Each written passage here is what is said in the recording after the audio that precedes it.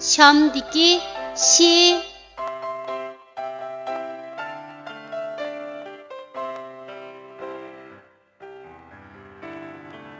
Bu harfning talaffuz qilinishi mundaq. Şi.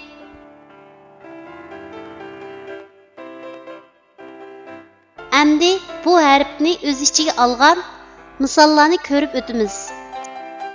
Şi'ning beshidan ulinadigan shakli. Misol: Şaptul. Şi'ning bosh va oyog'idan ulinadigan shakli.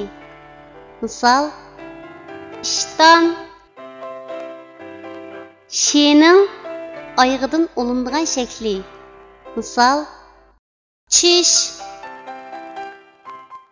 Şi'ning ayrim shakli. Misol: Taş. Tuanda biz rasmga birlashtirib, yuqorida o'rganib o'tgan harfning to'g'ri yozilish tartibini mashq qilib o'tamiz. Şaptul şi harfining beshidan ulinib keladigan shaklning yozilish tartibi.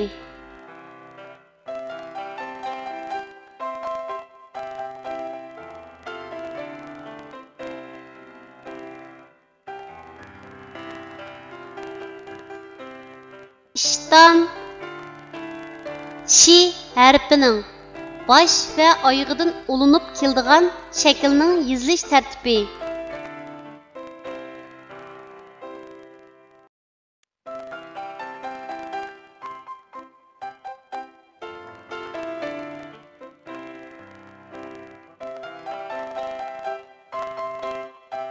Çiş.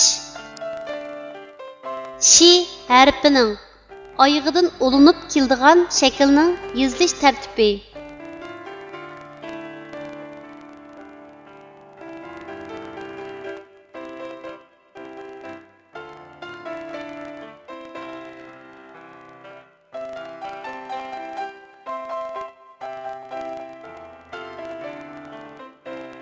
Taş.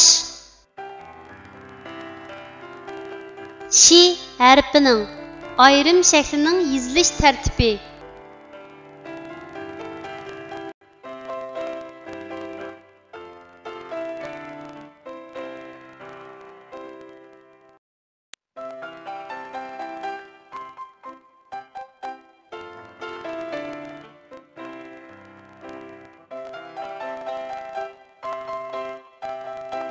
Kichik do'stlar, tuandagi so'zlarni menga ayishib o'qinglar.